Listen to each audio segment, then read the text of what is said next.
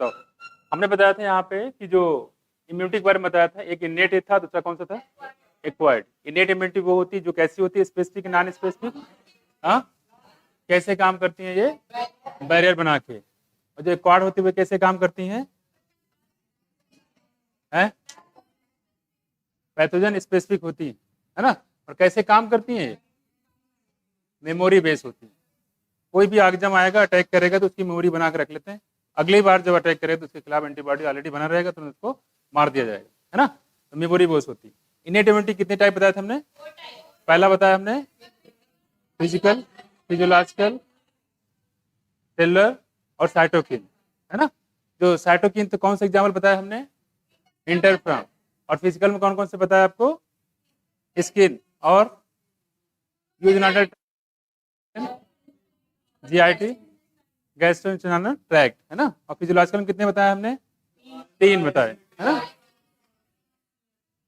Saliva mouth में, acid कहाँ, stomach में, टीयर्स, है ना, टीयर्स हो गया, ठीक है, इसको ध्यान रखिएगा। फिर हमने बताया था सेलुलर में, सेलुलर में कितने एग्जाम्पल बताया, न्यूट्रोफिल, जैसे एग्जाम्पल था PMNL, है ना।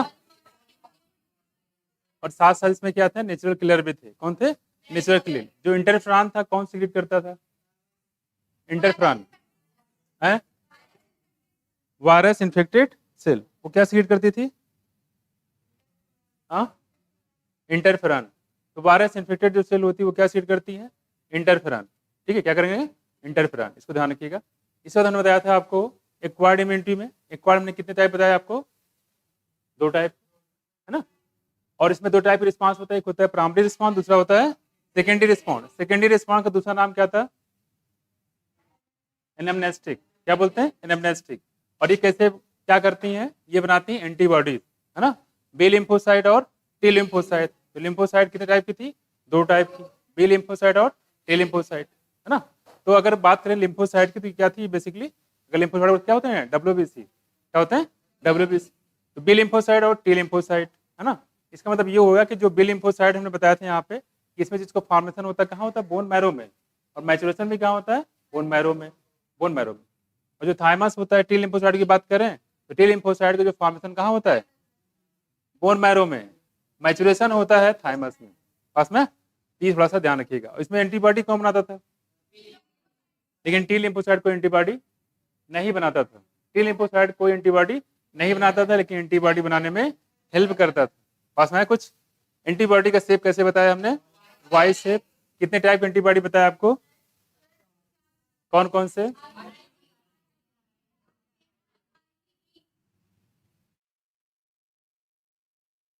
मिल्क में कौन सा रहता है, एलर्जी होती तो, ठीक है। हमने बताया था यहाँ पे कि पूरे एंटीबॉडीज की बात करें तो कितने डाइसल्फाइड बॉन्ड बताए थे, 16। एक लाइट और एक हैवी चेन के बीच में लिंक करने वाला कितने डाइसल्फाइड बॉन्ड थे, एक थे। और एक हैवी और एक लाइट के बीच में वही एक ही है, और 2 हैवी चेन के बीच में 2 होते हैं, ठीक है।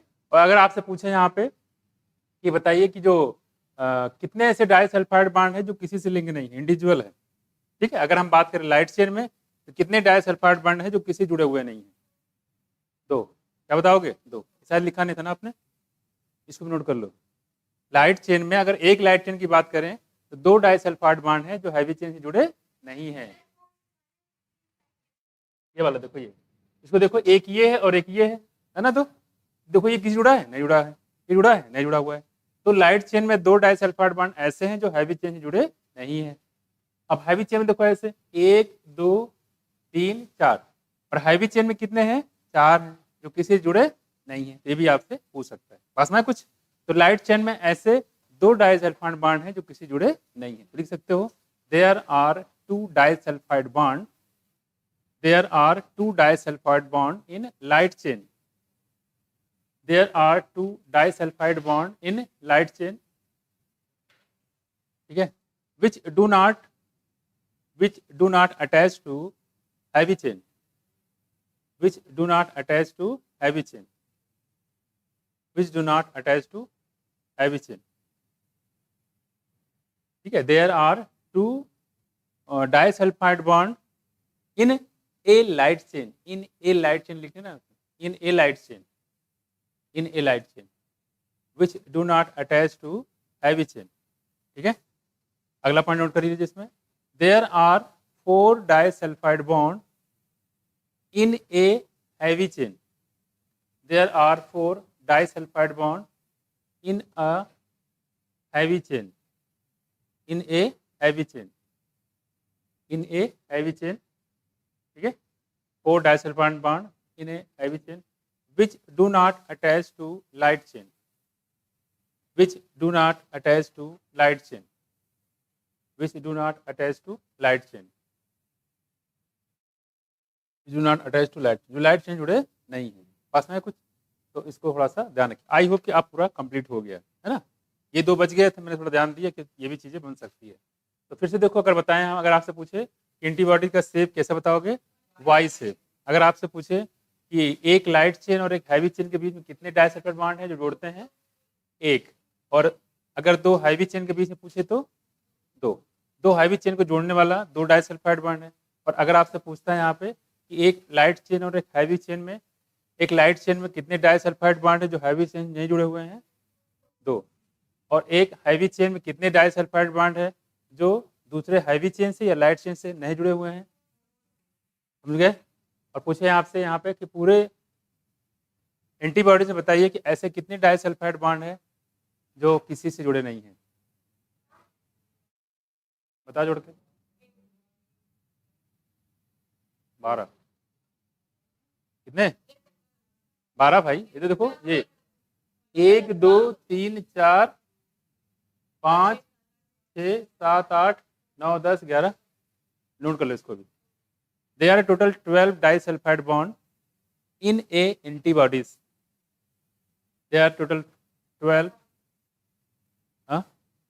हम आपको इसलिए करवा दे रहे हैं ताकि जो एग्जामिनर खैर यहाँ तक सोच ही नहीं पाएगा, लेकिन मेरा जो पेपर बनेगा क्वेश्चन में यहाँ तक सोच पाओ। बाद में कहो सर आपने तो बताया ही नहीं था, है ना, इसलिए पहले बता दे रहा हूँ। इस टाइप क्वेश्चन हो तो थोड़ा ध्यान रखना। तो कोई भी एक भी क्वेश्चन गलत नहीं होना चाहिए, ठीक है। ऐसे क्वेश्चन आएंगे भविष्य में और हम बता के गलती करवाएंगे कि हम क्वेश्चन देंगे और आप गलती करोगे, ठीक है। आप सही कर सकते हो, सही करके दिखाओ, ठीक है। हमारा काम वो नहीं कि हम आपको इतना सा पढ़ाएं इतना सा क्वेश्चन दें, वो नहीं। हम इतना पढ़ाएंगे इतना क्वेश्चन देंगे, उतना ही करो, बहुत बड़ी बात, ठीक है। ओके, दिन पे दिन हमारा टारगेट होगा कि आपका कॉन्फिडेंस लगातार बढ़ता रहे, घटे नहीं, है ना। तो इन सब चीज़ों से फर्क पड़ता है। वो लोग पढ़ाते इतना सा है और क्वेश्चन यहाँ से देते हैं, बच्चे कहाँ से कर पाएंगे, बच्चे कहाँ से कर पाएंगे, नहीं कर पाएंगे। तो ये सब चीज़ नहीं करना चाहिए। ये सिर्फ बच्चों को डिमोलाइज करने के लिए होता है और उनका अपना एक वो मैनेजमेंट होता है। बच्चे डिमोलाइज होंगे, परेशान होंगे, 4-5 साल तक करेंगे हमारे यहाँ कुछ, ये उनका टारगेट होता है। खैर, हो गया। अच्छा, आप सोचो कि इस छोटे से फिगर में कितने क्वेश्चन हो गए। मेरी नज़र पड़ी, जरा एग्जाम में नज़र पड़ जाती तो क्या क्वेश्चन सही कर पाते, नहीं कर पाते, ठीक है, हैं? कितने? हाँ बिल्कुल, आप देख रहे हो यहाँ पे कि कितने क्वेश्चन यहाँ पे बन गए। इवन जो मैंने चीज़ बताई वो वाई, जो मैंने अभी तक जो एम्स में पूछा गया इस फिगर से एक ही क्वेश्चन आया है, एंटीबॉडी का शेप पूछा गया है, कैसा है, वाई शेप।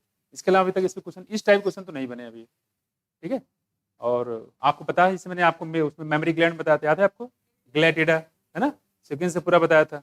और इस टाइप क्वेश्चन भी भविष्य में कभी नहीं बना है। और हमने सिर्फ ना सिर्फ आपको बताया है बल्कि तरीके भी बताए कैसे आपको एग्जाम में आ जाए तो करना है, क्योंकि हम, है ना। और आपने देखा है कि आपके लिए कितना आसान था वो, है ना। अदरवाइज आप ऐसे करो तो आप कर ही नहीं पाओ, 100% गलती करो, है ना। तो क्योंकि हम भी उसी फेज से निकले हुए हैं, तो हमें पता है कि कहाँ कहाँ दिक्कतें आती हैं। तो दिक्कत जो हमें आई वो आप लोग को नहीं आई, उसको बिल्कुल सिंप्लीफाई तरीके से कर देंगे। अब जो मैंने अभी बताया आपको, जो मैंने जितने क्वेश्चन बताया, आप लोग इसके बारे में एक्सपेक्ट कर रहे थे, नहीं कर रहे थे। आप लोग कोई तो, काफी लोग तो इधर देखते भी नहीं है कि कुछ लिखा होगा, इधर उधर पढ़ा, इसे एक्वायर्ड इम्यूनिटी ऐसे से पढ़ा, पढ़ के बाद पलट दिए और आगे निकल गए, ठीक है। 15 से 20 क्वेश्चन अभी प्रेजेंट टाइम में ऐसे आ रहे हैं जो डायरेक्टली फिगर बेस आ रहे हैं, इसका इसमें नहीं मिलेगा, टेक्स्ट में नहीं मिलेगा, वो फिगर से क्वेश्चन डायरेक्टली निकाले जाते हैं, ठीक है। तो इस चीज को ध्यान रखिए, सिर्फ कारा वाला लगातार, है ना, कई क्वेश्चन है इसमें, ठीक है। तो इसी थोड़ा सा ध्यान रखिएगा। तो इस फिगर को भी ध्यान दिया करिए, अगल बगल कोई फिगर है तो उसको भी थोड़ा सा ध्यान रखिए, फिर सोचिए कि इसमें किस टाइप क्वेश्चन बन सकते हैं, ठीक है। और फिर हमने एक क्वेश्चन और बनाया था, जो हमें लगता है क्वेश्चन जो अगर एग्जामिनर बनाया तो एक क्वेश्चन जो है सबसे कॉमन है कि जो इंटीजन बाइंडिंग साइट होती है वो किस साइड पे होता है, सी टर्मिनल की एन टर्मिनल पे है, एन टर्मिनल। देखो यहाँ पे, देखो इंटीजर में एन लगा हुआ है देखो, और एन में लिखा हुआ है, तो ऐसे से मान लो भूल जाइए, पता नहीं एन था कि सी था, कुछ याद नहीं आ रहा है, वैसे ऐसी नौबत आएगी नहीं, क्योंकि अभी तक एग्जाम से पहले कम से कम 100 बार रिवीजन हो चुका होगा, बिल्कुल भूत बन के घूमेगा आपके खोपड़ी में, है ना। तो ऐसी नौबत तो नहीं आएगी, लेकिन फिर भी मान लो भूल जाते, इंटीजन में एन लगा हुआ है, यहाँ भी एन है, तो अगर आपसे पूछे इंटीजन जो है बाइंडिंग साइट, ठीक है, वो कहाँ पे होता है, एन टर्मिनल पे, ये क्वेश्चन अगर बन सकता है, क्योंकि मोटा मोटा दिखा ना इंटीजन बाइंडिंग साइट, ये इस टाइप का, ठीक है, तो इस टाइप का क्वेश्चन है। और इसमें तो कुछ नहीं, क्योंकि ये तो सारे बच्चे पढ़ते हैं लगभग, जो बच्चे पढ़ते हैं तो ये पूरा ऐसे पढ़ते चले जाते हैं, तहसील निगाह से एनसीईआरटी तो 1 महीने में खत्म, आगे बढ़ गए, बट इस पर ध्यान नहीं जाता है। मलेरिया वाला देख लो, क्या उस पर ध्यान गया आपको कभी कि सेक्सुअल रिप्रोडक्शन मिल सकता है यहाँ पे, आदमी कोई सोच ही नहीं सकता कि आदमी के अंदर भी सेक्सुअल रिप्रोडक्शन होता है, तो सकता है, कोई नहीं सोच सकता कि आदमी के अंदर सेक्सुअल रिप्रोडक्शन हो सकता है। तो आदमी के अंदर सेक्सुअल रिप्रोडक्शन जरूर होता है, लेकिन किसका, आदमी का नहीं, किसका, स्पोरोजॉइट का, किसका, स्पोरोजॉइट का, है ना। तो ये सारी चीजें हैं, और मच्छर के अंदर सेक्सुअल रिप्रोडक्शन चलता है, वो तो खैर वो तो कॉमन सी बात है, वो कोई नई बात नहीं, लेकिन आदमी के अंदर सेक्सुअल रिप्रोडक्शन चल रहा है, ये एक यूनिक चीज है, इस पर कोई एक्सेप्ट नहीं करेगा कि आदमी के अंदर सेक्सुअल रिप्रोडक्शन कब से शुरू हो गया, है ना। और लीवर में होता है कि आरबीसी में होता है, ये बताया था, किस में होता है, हाँ, दोनों में होता है, तो ना है कुछ। तो इस टाइप क्वेश्चन जो है आप करोगे तो यकीन मानो, जो पेपर आपके पास आएगा तो आपको लगेगा यार क्या पेपर बनाया है, ऐसे नहीं बनाना चाहिए, ठीक है, बिल्कुल हल्के में। बस आपको थोड़ा सा कॉन्फिडेंस बना के रखना है, जो उसमें होश नहीं खो जाना है, आराम से ध्यान से पढ़िए, करेक्ट इनकरेक्ट ट्रू फॉल्स इसको ध्यान रखिए, पेपर की ऐसी तैसी कर देंगे, क्योंकि आप जो पेपर का लेवल सोच के जा रहे हो, एग्जामिनर के दिमाग से कहीं ज़्यादा ऊंचा है, ऊपर है, बस है कुछ। यही पेपर हमने बार बार बताया कि जो भी क्वेश्चन बता रहे हैं इसे खास कुछ हॉट स्पॉट में भी ये इंक्लूड कर सकते हो, ये क्वेश्चन जो है ये वाला, इसको हॉट स्पॉट में जोड़ सकते हो, जोड़ लो इसको मैं पूरा पहले वो कर दूं।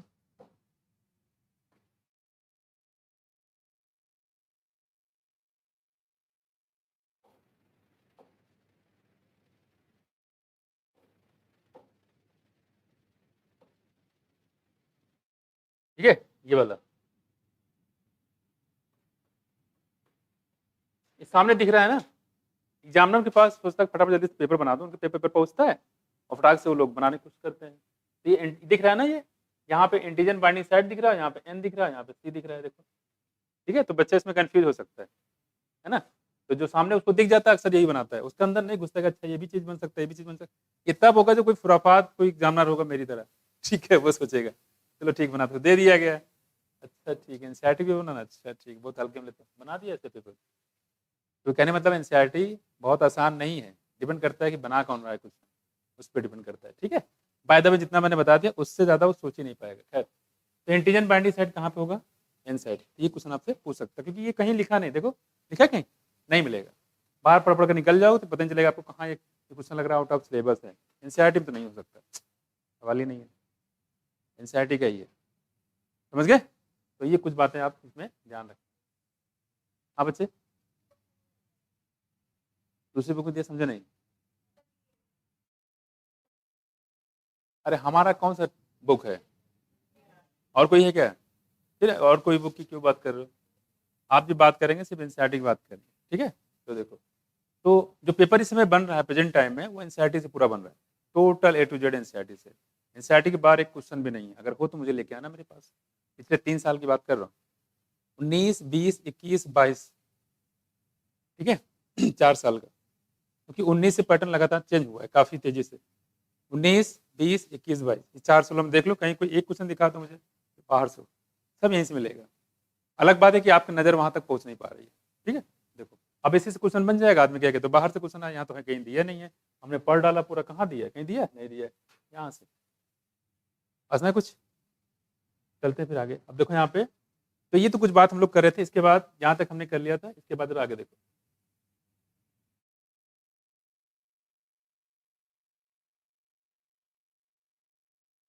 कहाँ तक कराया था हमने इसमें, ये तक था ना, हाँ ये पूरा हो गया था,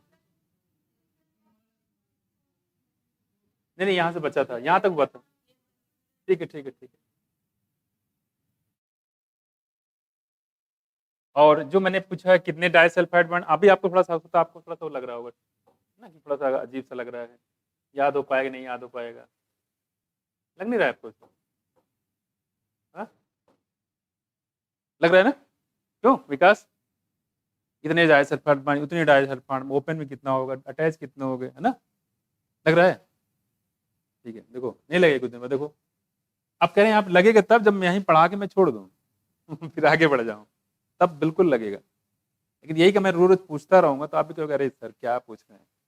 कोई चीज़ देखो जो शुरुआत में लगता है बहुत हार्ड है, लेकिन जब आप उसमें लग जाते हो उसमें तो क्या लग जाते हैं, बहुत हार्ड है। जब तक कोई चीज़ नहीं जानते तब तक वो मुश्किल रहता है, जब आप जान जाते तो क्या है, अभी आपके लिए एमबीबीएस क्या मुश्किल है, लेकिन जब आप हो जाते तो करे यार क्या था, कुछ नहीं था, तो फालतू परेशान थे, है ना? तो वही चीज़ है, जब तक आप चीज़ों को पहुँचते नहीं वहाँ तक तब तक आपको मुश्किल लगती है। खैर यहाँ तक मैंने बताया था ह्यूमरल इम्यून रिस्पॉन्स की बात कर रहे थे। देखो जो ब्लड वाला होता है, जिसको हमारे बॉडी में जो न्यूट्रिशन हो गया, ऑक्सीजन है, उसको ले जाने के कई तरीके हैं। जैसे एक होता है हमारा ब्लड और दूसरा होता है ईसीएफ, लिम्फ की बात करते क्या बोलते हैं, लिम्फ। एक लिम्फेटिक सिस्टम होता है, एक हमारा सर्कुलेटरी सिस्टम होता है। सर्कुलेटरी सिस्टम हमारा ब्लड के थ्रू जाएगा और लिम्फेटिक सिस्टम में लिम्फ के थ्रू जाएगा। और लिम्फ से जुड़ा हुआ मैंने एक बीमारी बताई थी, कौन सा था? लिम्फेटिक नोड्स जो होते हैं वो उसमें ब्लॉक हो जाता है, बताओ है? बोलो। एलिफेंटियासिस, है ना? पैलेसिस या एलिफेंटियासिस, ये तो था। जो लिम्फ नोड होता है ब्लॉक हो जाता है, जिससे कि लिम्फ ऊपर नहीं जाता तो पैर जो है फूलता चला जाता है, और सीवियर केस में ये जनरल ऑर्गन को भी अफेक्ट कर सकता है ना। कुछ देखो इधर, तो उसी की बात यहाँ पे कर रहे हैं। देखो फिर this is one of the two type of our acquired immune response. दो टाइप के होते हैं, एंटीबॉडी मेडिएटेड, कह रहे जो ह्यूमरल इम्यून हमने बताया, जो एंटीबॉडी बताया हमने आईजीए आईजीएम जितने भी बताए, ये कहाँ पाए जाएंगे? टिश्यू में पाए जाएंगे कि सेल में पाए जाएंगे कि आरबीसी के अंदर होंगे कि ब्लड में होंगे? हाँ, ब्लड में होंगे। वही कह रहे हैं, इसको बोलते हैं क्या हम लोग, humoral response, antibody mediated. Humoral immune system मतलब होता है एंटीबॉडी मीडिएटेड, सारे एंटीबॉडी ब्लड में पाए जाएंगे, इसलिए बोला गया antibody mediated. The second type is cell mediated immune response. कैसा होता है? सेल मीडिएटेड इम्यून रिस्पॉन्स, बस में। और सेल मीडिएटेड, इसको बोलते हैं सेल मीडिएटेड, यानी कि सीएमआई। क्या है? सीएमआई, लिखा हुआ सीएमआई, ठीक है। The T lymphocyte mediated CMI, तो क्या देखो यहाँ पे टी लिम्फोसाइट मीडिएटेड सीएमआई। तो टी लिम्फोसाइट जो होता है, लिखा हुआ the T lymphocyte mediated CMI, क्या मतलब देखो यहाँ पे, तो दो टाइप के रिस्पांस हो गए, एक तो ह्यूमरल इम्यून रिस्पांस हो गया, और एक दूसरा कौन होगा? Cell mediated. जैसे बॉर्डर वाला जो बीएसएफ के जवान होंगे कहाँ होंगे? बॉर्डर पे होंगे। जो पुलिस होंगे हमारे लोग के जो एरिया होगा वहां पे होंगे, है ना? सबके काम अलग अलग हिसाब से डिवाइड किया गया। वैसे यहाँ भी देखो, जैसे यहाँ पे इसको आप ह्यूमरल को आप नेवी मान सकते हो, नेवी से कंपेयर कर सकते हो। नेवी क्या होता है? पानी में रहते हैं। नेवी क्या है? लिक्विड है। तो नेवी वाला हो गया, उसको ह्यूमरल रिस्पॉन्स मान सकते हो, क्योंकि दुश्मन पानी के रास्ते से आ सकता है, और हमारे बॉडी में मेन सोर्स क्या है? पानी है। खाना और पानी ये तो है ज़्यादातर, तो वो ह्यूमरल इम्यून रिस्पॉन्स हो जाएगा। तो वहाँ जो पुलिस लगाएगी उसका नाम क्या है? एंटीबॉडी। क्या नाम है? नाम दिया था आर्मी प्रोटीन। क्या नाम दिया था? आर्मी प्रोटीन, यानी ये आर्मी है किस चीज़ के? प्रोटीन के। वहाँ ये हो गया। दूसरी बात देखो, अगर बॉर्डर की बात हो गई, उसके बाद अब आप जाओगे तो यहाँ पुलिस वुलिस लगाया जाए, जरा सोचो पुलिस वुलिस ना हो तो क्या होगा? क्या होगा? लड़ाई दंगा शुरू हो जाएगा, शुरू हो जाएगा नहीं, लूटपाट शुरू हो जाएंगे, लोग आपस में लड़ना शुरू कर देंगे, है ना? वैसे ही यहाँ पे देखो, आपके जो बाहर बाहर अगर देखोगे तो पूरा आर्टरी और वेन का नेटवर्क होता है, उसी से ब्लड की सप्लाई की जाती है। लेकिन ऐसे सोचो लीवर के अंदर आर्टरी जाती है क्या? नहीं जाएगी। बस में लीवर के अंदर आर्टरी वेन ऑर्गन के अंदर कहाँ जाएगा? नहीं जाएगा। टिश्यू के अंदर कहाँ जाएगा? नहीं जाएगा। तो उसकी एक लिमिट है, तो उसके अंदर कैसे जाएगा? लिम्फ के माध्यम से जाएगा। बस में इसको बोलते हैं एक्स्ट्रा सेलुलर फ्लूइड, बोल सकते हो ईसीएफ, एक्स्ट्रा सेलुलर फ्लूइड, है ना? देखो ये कह रहे हैं यहाँ पे सेल मीडिएटेड इम्यूनिटी, इसका मतलब होता है सीएमआई, यानी दो सेल के बीच में नुक्कड़ पे, कॉर्नर पे क्या बनाते हैं? चौकी बनाए जाते हैं। यहाँ देखो पुलिस चौकी आसपास बनी होगी, वैसे यहाँ बनाए जाते हैं कि बाहर तो लोग बाहर के दुश्मन के लिए, और अंदर के लिए मान लड़ाई झगड़ा कौन देखेगा, तो वैसे यहाँ भी है। सेल के बीच बीच में, टिश्यू के बीच बीच में क्या लगा दिया गया? देखो यहाँ पे इम्यून सिस्टम लगा दिया गया ताकि उसको देखभाल करे। इसको हम लोग क्या बोलेंगे? टी लिम्फोसाइट मीडिएटेड या सीएमआई बोल सकते हो, या सेल मीडिएटेड भी बोल सकते हो। सेल के बीच बीच में होता है सेल मीडिएटेड। पास में कुछ देखो क्योंकि जो आपका आर्टरी वेन होता है कभी सेल के अंदर नहीं जाता है, ये टिश्यू के अंदर नहीं जाता सेल तो बहुत दूर की बात रही, है ना। ध्यान रखिए, हाँ आर्गन में कुछ हद तक वो जाती है पास में। जैसे मान लो ट्रक से कोई सामान आ रहा है आपके घर पे, तो ऐसा नहीं होता आपके घर के अंदर घुस जाएगा वो अंदर आंगन में, ऐसा नहीं होता। कुछ लिमिट होगी, बाहर रहेगा, बाहर से कुछ वहाँ से उतारा जाएगा, वहाँ से लेके कुछ उसको अंदर लेके आएंगे। वैसे यहाँ भी है, तो आर्टरी वेन की एक लिमिटेशन, उससे ज़्यादा वो नहीं जा सकती। वहाँ पे कौन जाएगा फिर? ये आपके जो टिश्यू लिम्फ होते हैं वो सब आगे ट्रांसपोर्ट होंगे।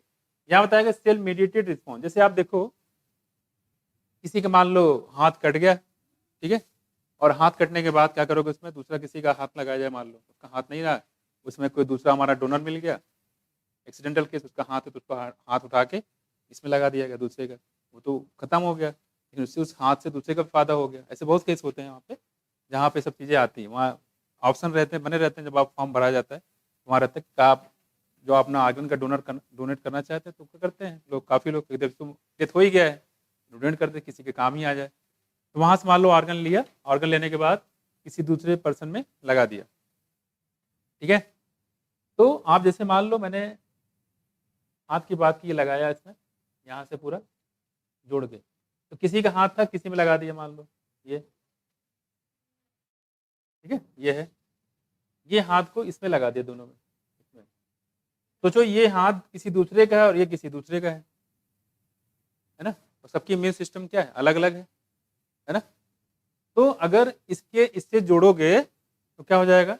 ये इसको रिजेक्ट कर देगी, क्या कर देगी? रिजेक्ट कर देगी, क्योंकि हमारी बॉडी में सिस्टम होता है, बाहर से कुछ भी आएगा उसको रिजेक्ट कर दिया जाएगा। इसको दुश्मन समझती है ना, क्या समझती है? दुश्मन समझती है। इस वजह क्या करेगी? ये इसके खिलाफ एंटीबॉडी बना देगी। तो हाथ आपने देखा होगा कई बार ऑर्गन ट्रांसप्लांटेशन होता है, वो सक्सेस नहीं होते हैं। लीवर कराया, कुछ दिन बाद पता लगा कि वो फिर से खराब हो गया, है ना, फिर से ऑपरेशन करके फिर से लगाया जा रहा है। वैसे यही होता है। तो यहाँ पे देखो इसका आप लगा रहे हो, तो यहाँ पे क्या हो रहा है कि जो एंटीबॉडी इसके खिलाफ बना दे रही है, तो क्या होगा? इसमें कुछ इम्यूनो सप्रेसिव मेडिसिन दी जाती है। कोई नाम बताओ एग्जाम्पल में, name the immuno suppressive medicine.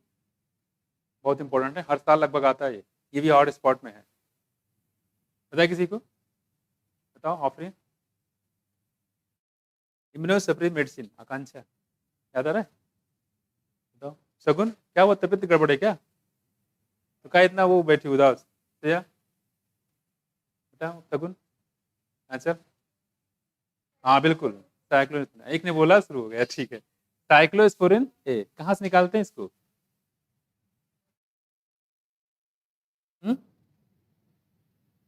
Fungi से। क्या नाम है इसका? देखो वहां पढ़ाई बात करेंगे, यहाँ देखो साइक्लोस्पोरिन इस टाइप की मेडिसिन दी जाती है ताकि इसके इम्यून सिस्टम क्या हो जाए? कमजोर हो जाए।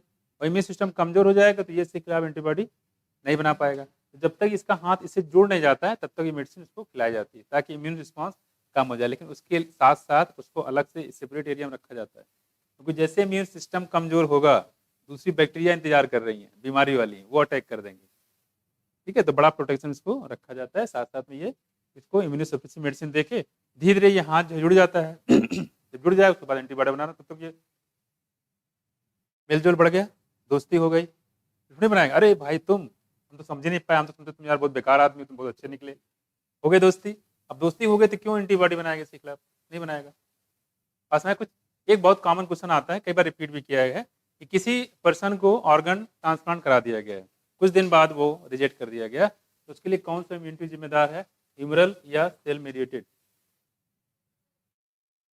ह्यूमरल है, सेल मीडिएटेड। भाई ह्यूमरल कहाँ से आ गया इसमें? ऑर्गन टिश्यू जुड़ रहा है, वहां पे ह्यूमरल कहाँ से आ गया? टिश्यू की टिश्यू जोड़ रहा है ना यहाँ पे, तो कौन हुआ ये? Cell mediated. बहुत इंपॉर्टेंट है, कई बार रिपीट किया गया है। Cell mediated immunity responsible for rejection of in responsible for graft rejection. Grafting जो की जाती है, जो कोई स्किन लगा दी गई है या हाथ पैर कोई ऑर्गन डोनेट कर लगा दिया गया है, तो उसके लिए कौन इम्यूनिटी जिम्मेदार है? सेल मीडिएटेड या CMI। क्या बोलेंगे? CMI। इस पे पैराग्राफ लास्ट में भी मिलेगा आपको, ठीक है, क्लियर है। और इसमें सबसे इंपॉर्टेंट यही काम है, मतलब हर दूसरे साल तीसरे साल पूछा ही जाता है कि ग्राफ्ट रिजेक्शन के लिए कौन सा इम्यूनिटी जिम्मेदार है? क्या बताओगे? CMI। ह्यूमरल का नाम मत लेना, पाप पड़ेगा, 2-3 बार रिवाइज किया हमने, ठीक, खत्म। चलो, और ग्राफ्ट रिजेक्शन मतलब कोई ऑर्गन को ट्रांसप्लांट करा रहे, जोड़ रहे, किसी का ऑर्गन को ट्रांसप्लांट करा रहे हो, ठीक है, इसको ध्यान रखिएगा। चलो क्लियर हो गया।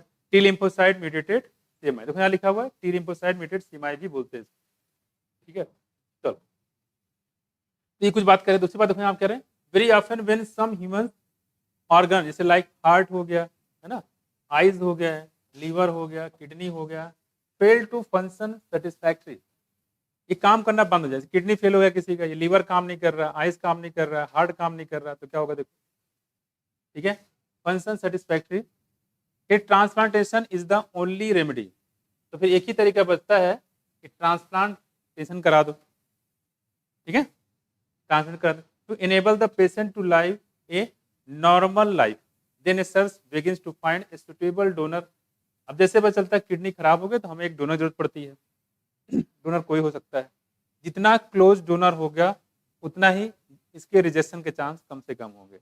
क्लोज में सबसे जो होता है वो ट्विंस होते हैं, ट्विंस अगर भाई बहन है या बहन बहन है या भाई भाई है तो सबसे आसानी से वो लग जाता है, भाई बहन से हट गया तो फिर मदर का आता है, माँ बाप का, माँ बाप से हट गए तो फिर जाता है मौसी में जाता है, ऐसे चाचा, ऐसे ये बढ़ता जाता है रिलेशन, जितना क्लोज में रहेगा उतना इसके रिजेक्शन के चांस कम से कम रहेंगे।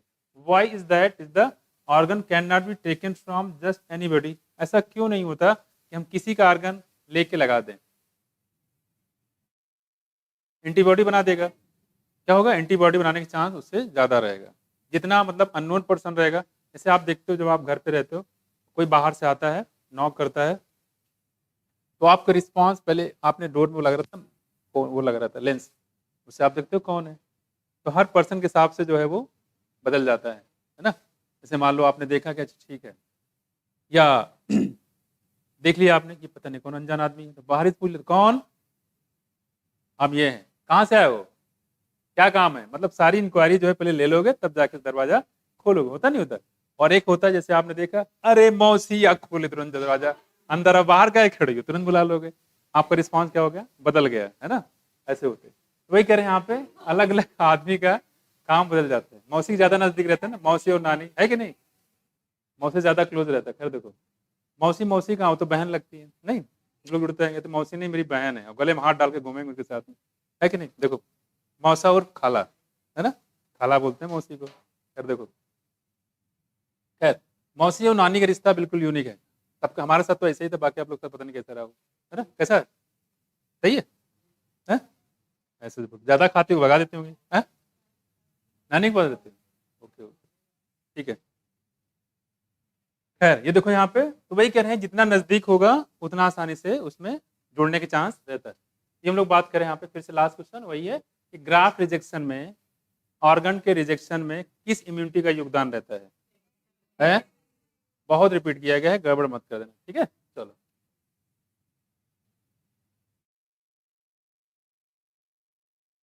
तो एंटीजन बाइंडिंग साइट कहाँ होता है बताओ, टी टर्मिनल की एन टर्मिनल, हाँ एन टर्मिनल। अच्छा इस पैराग्राफ में कोई दिक्कत किसी को बताओ, समझ में आ गया, गड़बड़ तो नहीं करोगे, जो क्वेश्चन आया हुआ ना रिपीट बहुत किया हुआ मैं उसको आपको बता दूंगा ताकि उस पर जो है आप उसको बिल्कुल, अरे छोड़ो इसको, कोई क्वेश्चन है,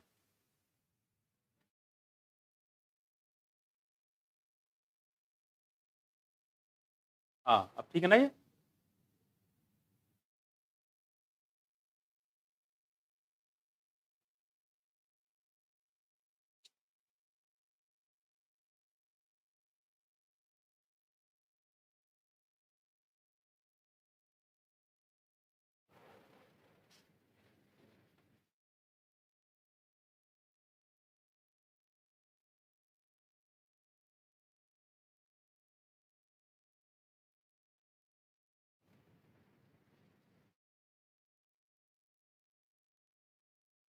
देखो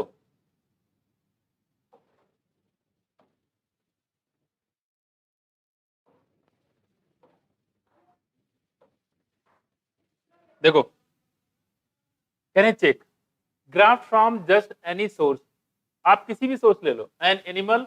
और एक बात और समझो, कभी कभी ऐसा होता है जब पहले होता था अब तो खैर नहीं होता है कि जब मान लो आदमी कोई देने को तैयार नहीं है, ठीक है, आदमी देने को तैयार नहीं है, घर में मान लो आपके घर में किसी को जरूरत पड़ी तो आपस में खुश करते हैं भाई कोई हो तो दे दो, किसी किडनी हो गई, किडनी एग्जाम दे सकते हो, एक किडनी दे दिया तो उससे बहुत ज़्यादा दिक्कत नहीं होती है, बस में कुछ, तो ऐसे लीवर तो एक ही है तो बहुत ज़्यादा उसको दे नहीं सकते हैं, एक जो चीज़ डबल उसको एक दे सकते हैं, उससे बहुत ज़्यादा दिक्कत, तो आर्गन डोनेट करते हैं। मान लो कोई राजी ना हुआ तो किसी जानवर से इसको दूसरे किसी जानवर से ली जाती है, ठीक है, नॉन स्पीसीज। देखो इसे एनी सोर्स इन एनिमल्स अनदर प्राइमेट।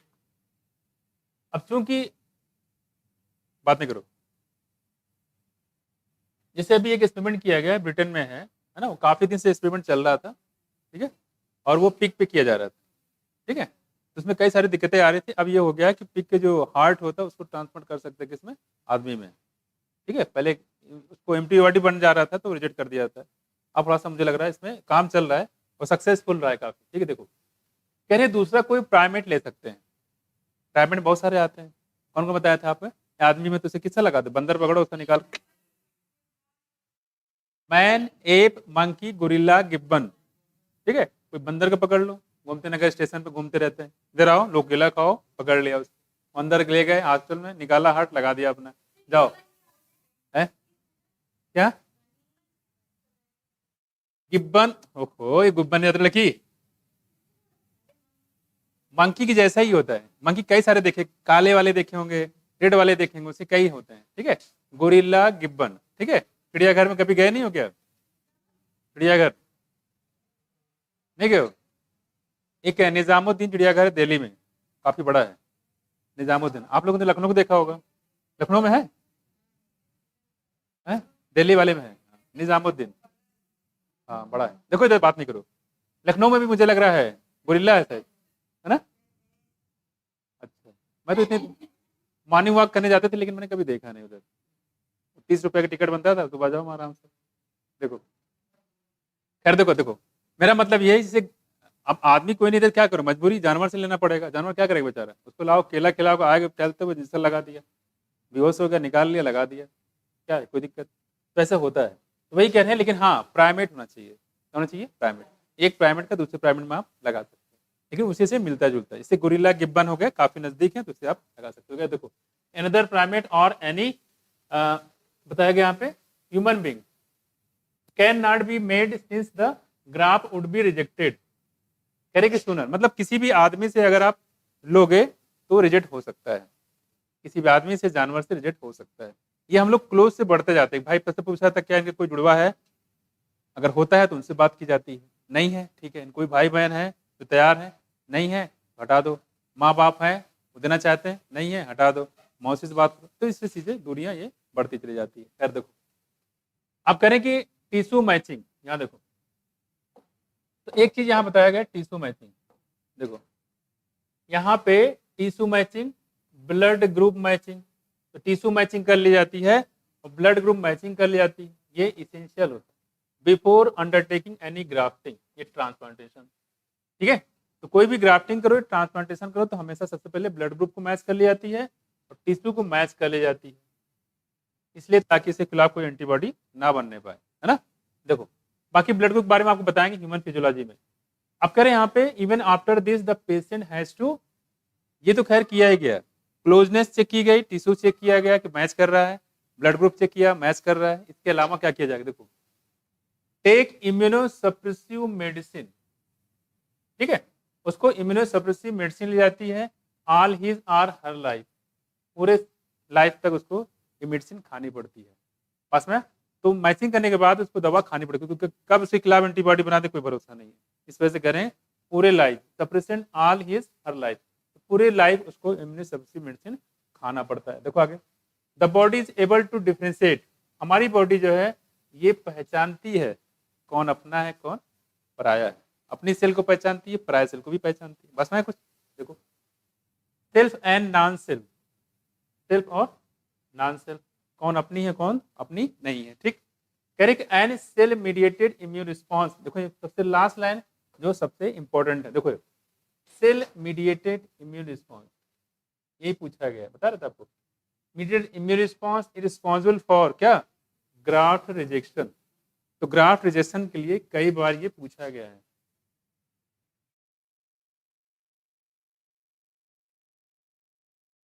तो ग्राफ्ट रिजेक्शन में यानी आर्गन जो है वो रिजेक्ट कर दिए जाते हैं, उसकी वजह कौन सी इम्यूनिटी है, ह्यूमरल है, सेल मीडिएटेड है, क्या बताओगे, सेल मीडिएटेड, ठीक है।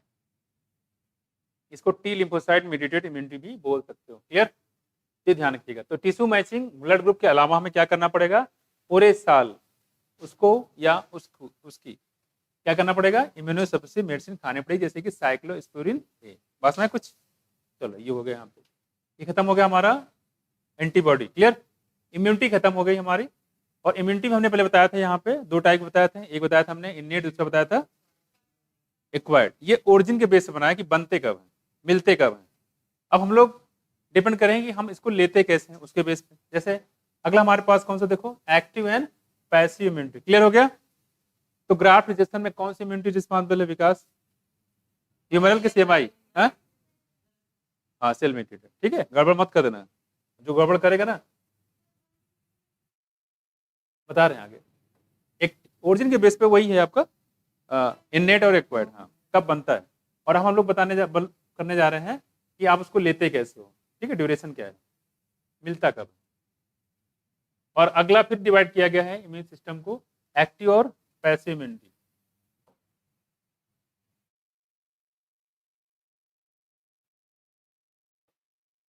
देखो दो टाइप की इम्यूनिटी होती है, एक तो ये होती है जो हमारे बॉडी के अंदर बनता है ना, और एक होता है जो बॉडी के बाहर से हम लेते हैं, ठीक, जैसे मान लो इसने एक सांप काट लिया किसी को,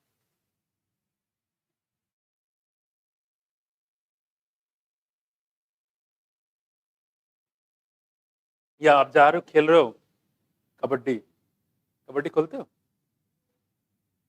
अब तो मोबाइल में चलने लगा, पता नहीं कौन सा गेम आने लगा है, बिंगो, नहीं बैठे हुए टांग ऊपर कर लिया खेल रहे हैं। मम्मी कह रहे बेटा एक बार ग्लास पानी दे, अरे मम्मी छोड़ो हम जीत रहे हैं, लगे हुए हैं उसमें खेलने में, है ना। अब तो सब आउटडोर गेम तो सब लोग बच्चे खत्म, इसलिए खा खा के मोटे हो जा रहे हैं बच्चे, छोटे बच्चे, है ना, चल नहीं पा रहे, इतने मोटे हो जा रहे हैं। देखो इससे बहुत दिक्कत हो रही है। खैर, और छोटे बच्चे पैदा होते चश्मा लग जाता है मोटे ग्लास का, और देखने में बड़ा अजीब लगता है कि यार पैदा होते हैं मान चश्मा लग गया इसका, है ना, मोटे मोटे ग्लास है क्या, उससे क्या होगा, उससे होगा क्या, बाहर चले जाओ आराम से पी लो, बाजार भी लगा है, मार्केट लगा है, मार्केट कराओ, जाओ कूट देंगे, सह जाओगे। इधर देखो सामने, बेटा फील तो एग्जाम के बाद ही आएगा, वहां भी फील लेना खूब, घर वाले खूब फील लेंगे, ठीक है। देखो यहाँ पे कहेंगे तुम फील ले रहे थे इसलिए पेपर और अच्छा करना चाहिए था, है? अभी ऑफिस में बता दे तुमको, सही हो जाओगे फिर। देखो यहाँ पे, ये देखो आप कह रहे हैं कि यहाँ पे एक्टिव और पैसिविटी, मतलब ये कह रहे थे यहाँ पे, जैसे मान लो आपको किसी सांप ने काटा, वैसे दी या एंटी सीरम मेडिसिन दी जाती है। और एंटी सीरम मेडिसिन क्या कैसे बनाते हैं, जो सांप होता है उसको घोड़े को कटाया जाता है, कोबरा सांप को घोड़े को कटाते हैं, घोड़े को, और उसके आगे एंटीबॉडी बनता है, उसी को निकाल लेते हैं, दैट इज एंटी सीरम।